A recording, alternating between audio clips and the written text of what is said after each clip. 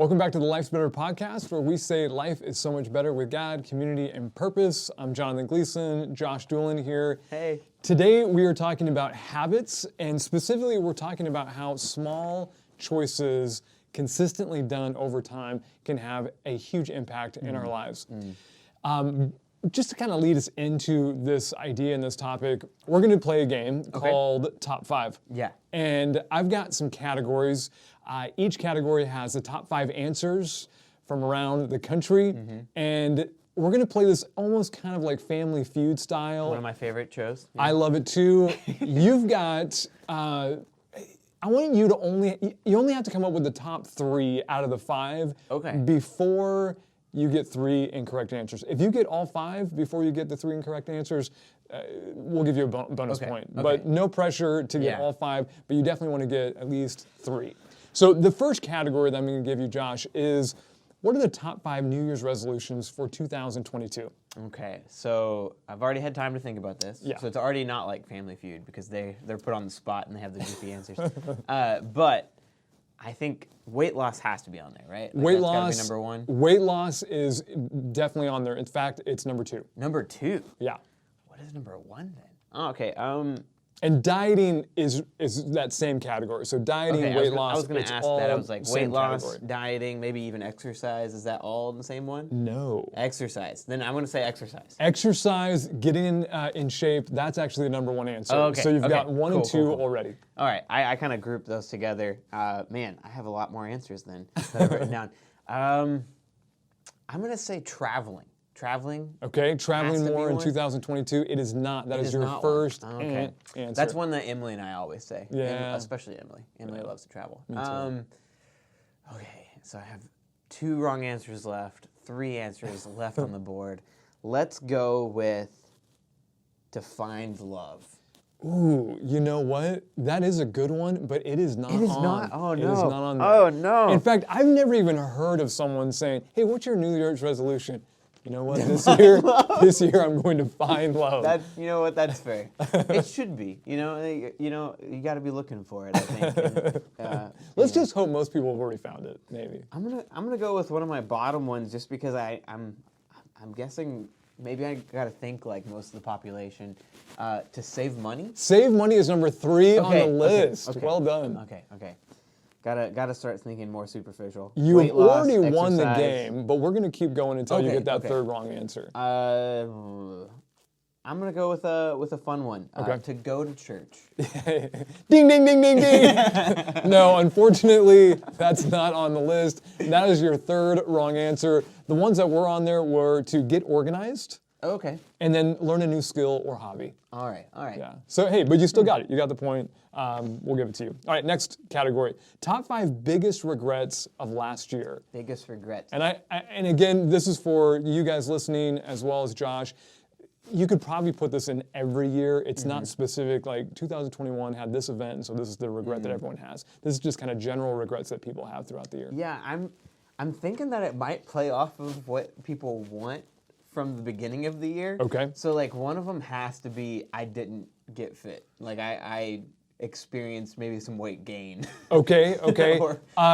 Goals not being accomplished. Okay. Yeah. That's actually number 2 on the list. Really? Okay. Yes. Man, this is difficult. Yeah, this is probably the hardest category. I'm gonna say you had a difficult breakup.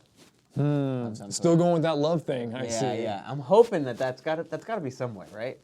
So you're saying breakup. Breakup or divorce or, Okay, I'm going to give you the benefit of the doubt on this one. Number 1 on the list is not making amends. Not making amends. Okay. So you're dealing with that relational aspect. Yeah. I'm going to give it to you. You've got number 1 problems. and number 2 on the list. Okay.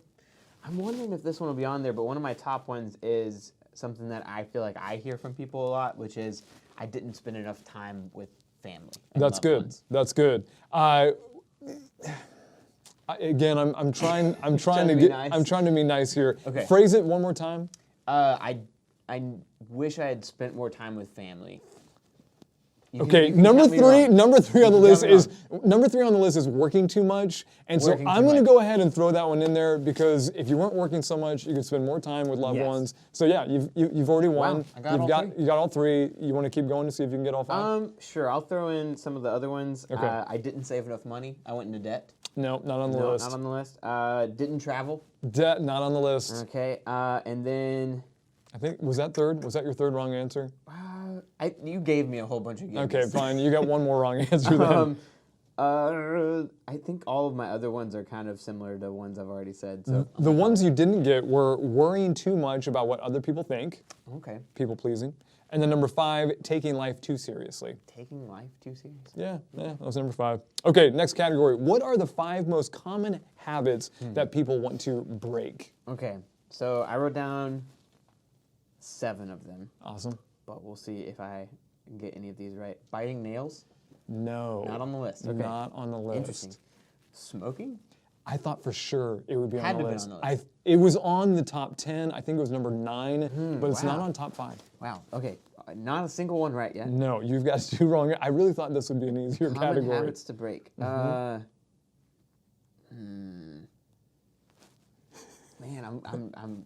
that was my top 2 answers. Junk food? Okay, not eating or eating like eating too much junk food. Yeah, that's number 1 on the list. Oh, okay. Yeah, okay, you're good. All right, I got one of them. That makes me feel a little better. Too much TV? No? I'm gonna go ahead and say I'm gonna count phone use on that one because that's number 4. Because some people they view their even TV content through their phone. Too much electronics. Yeah. Okay. So that's number 4. Credit card debt. I wish I could give it to you, Josh, It's okay, but no. That is your 3rd incorrect answer. Okay. You missed complaining. People wanted to stop complaining. Okay.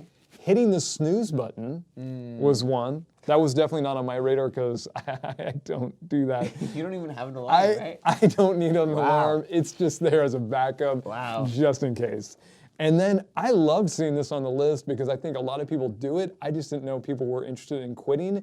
It's gossiping, which I thought was cool. Like, hey, yes, that is a good habit to break. That's an interesting answer. Like, if you were to ask a whole bunch of people, would gossiping be on your list? No, because I think most of our audience are good church folk who love Jesus and other people, and they would never gossip. Listen, good about church others. folk are always the people who need to deal with gossiping. Listen. Last category, what are the top 5 habits of highly effective people? Maybe a better way to say this for maybe our audience that can kind of cue in to where we're headed. What are the 7 habits of highly effective people? So we read a book recently that dealt with all of this, and you told me not to look up the answers, but unfortunately 3 of them were already on the list, so that helped me a little bit. Good. I luckily remembered most of them. The first one I wrote was be proactive. Proactive. Gotta be proactive. Yep. I'm gonna say these in the order I remembered them. Okay. So think win-win. Think win-win. Yeah, that's number 4 on the list. Synergize. That's number 6 on the list. Yeah, you're remembering the exact order of these. That's amazing to me. I remembered sharpen the saw. That's number 7. Number 7, and then I remembered put first things first.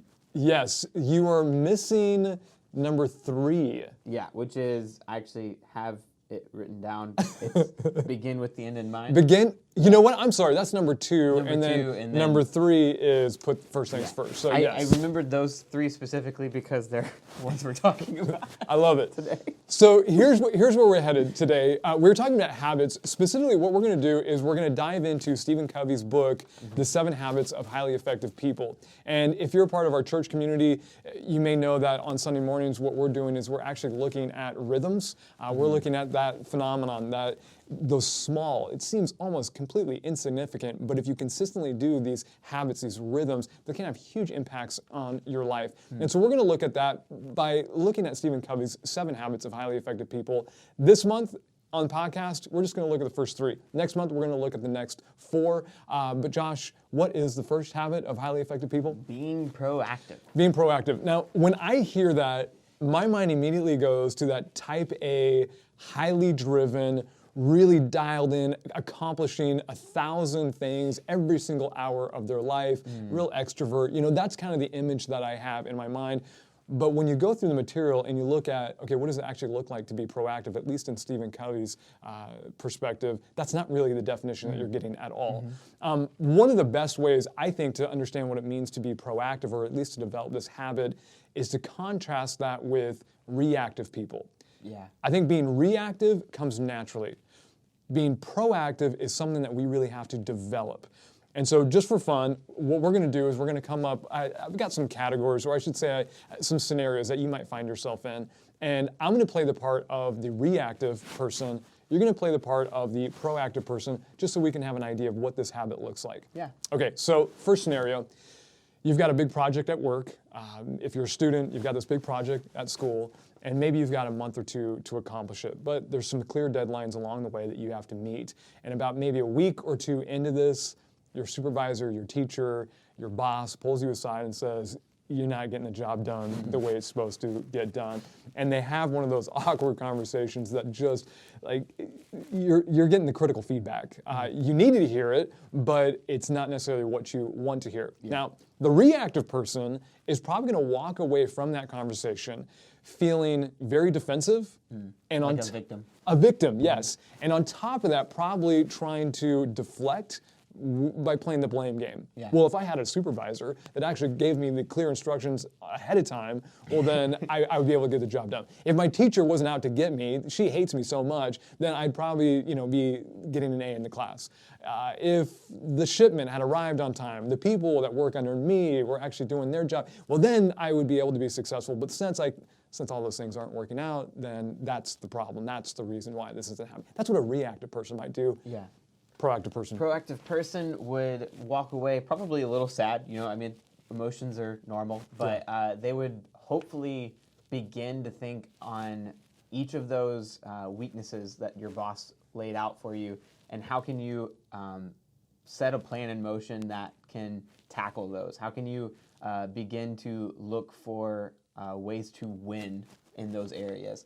I wrote down specifically the phrase that you bring up in our meetings all the time. How can we look for ways to do it better? Yeah. So what ways can we focus on those tasks and those new problems and make goals for ourselves? Yeah, I'm not going to worry about those things that are outside of my control. Couldn't control the shipping.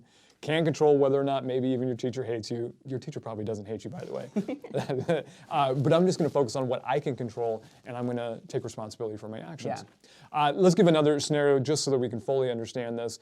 Let's say because of the rising COVID cases, at least with this new variant, let's say that the governor decides to go back into lockdown mode. We all have to quarantine. No one's really happy about it, but what does a reactive person do? Reactive people immediately go into the, well, I can't believe this administration. Those guys are idiots who voted for him. May even start blaming scientists for not being able to figure this thing out. And it's very reactive because emotionally they're just very frustrated. But what does a proactive person do? A proactive person is going to not look at the problem as much as they're going to look at what the solution can be. So in our lives, we can't control COVID. We can't control really anything like scientifically, unless you are a scientist or something like that. But we can look for creative ways in order to still accomplish the goals that we have. So a proactive person would be thinking of creative ways to still be able to work well at their workplace and still be able to have relationships with people, even if it's from a distance or even if it's online. How can you still keep up with people and accomplish even your goals as a Christian and administer to people as He's called us to? So I think we've had to do a lot of proactive thinking in the last 2 years. Absolutely, absolutely. And it's easy, I think, for us to be reactive. The reactive person really is driven, unlike the proactive person. The reactive person is driven by feelings that have typically been brought on by external circumstances that they normally don't even have control over. And so because they're feeling frustrated, that's how they're going to react. Whereas a proactive person, well, they're actually driven they're driven by their values. They have a sense of who they are, what they want to accomplish, and whether or not circumstances are going their way or not, they're still going to center their decision making on those values. And they're going to take responsibility for their action. Now, Stephen Covey in each of these chapters deals with a lot of stuff that we're just not going to get into. But one of the things that we want to offer as a challenge, kind of an application for this first habit, is we're going to call this a 7-day challenge. So for the next 7 days, what we want you to do is become someone who creates rather than criticizes. Again, going back to when things don't go our way, naturally we get critical. Naturally, what we can do is start criticizing, well, if this person would have done this, if they wouldn't have done that, we get critical. We want you to step in at least once a day when you find yourself feeling critical, to take a step back and say, okay, well, actually, you know what? How can I create the environment that I really want here? How can I create, not criticize? I'll give you an example in my own life. I'll give you an example that I even heard this past Sunday. But when I go home, I love entering my house, having my kids well behaved, everything picked up and cleaned up. Let's imagine, though, that I get home this evening and my kids are at each other's throat, everyone's bickering and fighting, there's trash everywhere. Now, I'm probably going to want to get a little critical. Like, what have you guys been doing all day? Clean up after yourself. How many times have I told you, put your shoes over here? Hey, guys, stop being so argumentative. We want to love each other. And I could just be very, very critical. Yeah. Or I could say, you know what? I want to start creating the environment that I desire. And how can I create this environment? Is it by being critical, or is it actually maybe by changing just the atmosphere, by maybe starting to joke around with my kids, start having lighthearted conversations? Maybe if there is a mess, saying, hey, you know what, how about we clean this up together and put things back where they belong? When they are doing something really positively, encouraging that positive behavior, not just nitpicking the negative behavior. What I'm doing is I'm creating the environment that I want rather than just being critical because it's not how I want it to be. I heard one of our leaders this past Sunday. He works in the state government, and he was down in Western Kentucky helping those who have dealt with the tornadoes and the damage. And he was telling me the story of this woman that came in to his office where he was working down there, just hating life and the world, and complaining how, oh, the system's so messed up. How can you expect me to fill out this paperwork in order to get this funding? And just so angry. And if you work with like 100 of those people a day, I mean, you can imagine how you want to react in that situation. Yeah. And I'm sure he has reacted at times to those people. But he was telling me how this last week, he decided just to kind of pull back from that and to create the environment that was going to be helpful.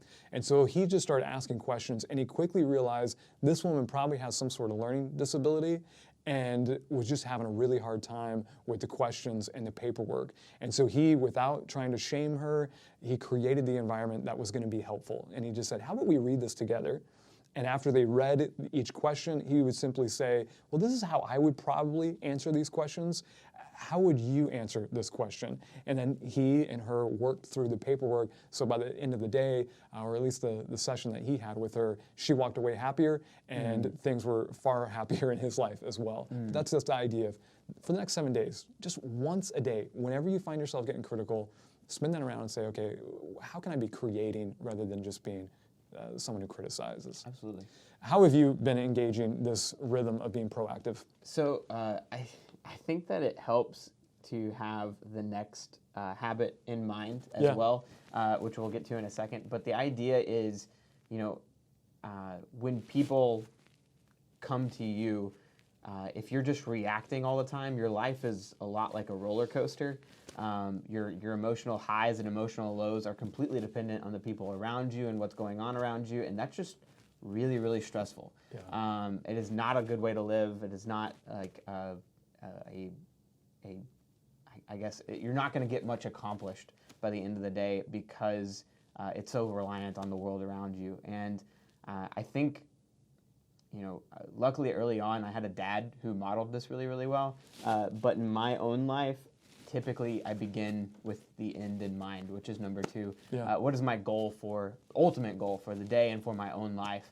And if I'm just reacting to bad news and not looking at it as an opportunity that God's put in front of me to be a light to somebody, even if it's just in a conversation where somebody's being mad, or if it's something like the Western Kentucky thing. Like, how is this something that I've been put on earth to deal with right now, if that makes sense. So I think being proactive, and then number two, having the end goal in mind is important. So Josh, I'm going to go ahead and ask you, what is the second habit of highly effective people? Number two is begin with the end in mind. Yeah, if you guys have read Covey's book, he begins this chapter, I think, in a really creative way that helps us begin with the end in mind. And he actually takes us to a funeral. So he gets really detailed. You know, he has you drive up to the funeral. He has you walk in and you see the flowers and you're hearing the gentle music being played. You're seeing the faces of the mourners, which kind of breaks your heart, but at the same time, you have this sense of joy because you had known that individual. And he takes you right down actually to the casket, and you look into the casket, and who do you see? You see yourself. This is your funeral 3 months from now. And he asks the question, okay, well, he actually asked the question, how do you want people to communicate about you at your funeral? Because there's going to be four, and he even throws it out there. There's going to be a close friend, there's going to be a family member, there's going to be a coworker, and there's going to be a church friend who are all going to communicate at that funeral about you. So the big question he leaves you with is, what do you want them to say? And this is a brilliant way, I believe, that helps us to begin with the end in mind. If you're thinking about the end of your life, what people are going to say about you, well, that's going to motivate what you're doing today and tomorrow and the next day. And so that's the habit. Begin with the end in mind. How have you said this has helped you kind of navigate a little bit of even how you're proactive. How have you been engaging this beginning with the end in mind? So typically on any given day, especially a Sunday or a Wednesday, knowing that I'm going to work for a really, really long time, I have to remind myself, okay, why are you doing what you're doing? And that always sets myself up for a pretty decent day. Is this also where you want me to share, like, Emily and I's mission statement that we've created? So one of the really unique things about this chapter is Covey gives some instruction for you to actually create either a personal mission statement or a family mission statement, to really reflect, okay, what are the things what are the goals that we want to accomplish in our family? What are the goals that we actually want to accomplish through our work, through our church and service, through our relationships? And to actually write down on paper, here is my mission in these areas, so that you're being intentional and you're having success in each of these areas. Yeah. So share, if you could, your mission statement. Emily and I decided to create one together. This is for ourselves. You know, we both work with students all day long. And we want to create an environment where our house is sort of a place where we can both recharge together. And so all of it is centered around that. There's a little bit of wordplay, so bear with me. And this is actually framed by my bedside too. So just so you know, we've taken this to heart. But it says, "In a world full of uncertainty, we will be a rock." So we're gonna stay together. We're gonna make sure that our foundation is built well, and every day we'll be able to lean on that. In a world full of darkness, we will be a lighthouse. So how can we, to the people around us, be a light in a day that might be really, really dark for them? In a world full of criticism, we will be each other's number one fan. So a big thing for us is making sure that when the other is down, or even if the other has a win, we need to celebrate that, and we need to be able to raise each other up and encourage one another. In a world full of rejection, we will be Christ's hands and feet. So that's probably maybe the number one that we're going to try to do together every day. And then a world full of separation, we will be inseparable. So one thing that we, I don't want to use the word mantra because it kind of like it invokes like other religions and stuff, but like something we repeat often is who's on your team? We're on each other's team, and God's on our team. Obviously, family's on our team, but I'm on your team. I'm on your team. I'm on your team. We don't look at each other as something to compete against. Her wins are my wins, and my wins are her wins. And if we can help remember that, we can also set each other up for wins. So all of these are things whenever we're trying to make important decisions, or if there's like a question of where we should put our time and efforts, this is something we go back to. No, that's beautiful. One of the things I like about your mission statement is you identify the problem, and then you identify how you're going to be a counterbalance to that problem. Proactive. Yeah, no, that's brilliant. And our family mission statement isn't nearly as poetic as yours. That was really great. My wife and I, we did a mission statement years and years ago. And then a few years ago, we sat down with the boys because they were at an age where they could participate in it too. And we did the same thing. We decided what are some of the problems that we see in our world, and how can we be a counterweight against that? And this is what they came up with. We came up together, and it's pretty simple. We want to be people, a family. We want to be a family that actually brings God's love and hope through encouragement and generosity. And we have some very specific action items that we want to achieve with that, and some character qualities that we have to have in our lives every single day in order to make that a reality. But that's our mission statement. We want to bring God's love and hope through encouragement and generosity. So here's the challenge that we have for you guys. So first of all, that 7-day challenge, begin today saying, hey, how can I create and not just criticize? Second challenge is this week at some point, sit down and either do the funeral exercise, where you actually write down some things that you want your family, you want your colleagues, you want your friends, you want your church to say about you. Or sit down and actually craft a mission statement. And there are all kinds of resources online to make that a little bit easier for you. Just type in, personal mission statement or family mission statement, you get some tools for that. But I would say this week, make that a priority if you want to develop this habit in your life. All right, third habit of highly effective people. This one's important, especially if you do that personal or family mission statement. To stick with it, it's to put first things first. Put first things first really piggybacks on the last one, because this is all about the time management. If you've figured out these are the goals that we want to accomplish in life, well, you never want to sacrifice the less important things for the greater important things. And you've already figured out by putting, by establishing that mission statement, what's most important. And what I love about this one is I think it's kind of easy to come up with goals. It can be challenging, but I think for the most part, the execution of the goal is what's difficult. So habit 2, you've kind of written down the goal. This is what we want to do. Habit 3 is these are the systems that we're going to put in place in order to achieve that goal. And so I'm going to ask you, Josh, because honestly, Covey, he goes into all kinds of stuff that we're not going to deal with. One of the things that he gives is these 4 quadrants that basically stand for every decision that you can make. These are quadrants that talk about important and urgent items, as well as urgent and non-important items. He even gives I don't know if you found it to be very helpful, but like a weekly planner.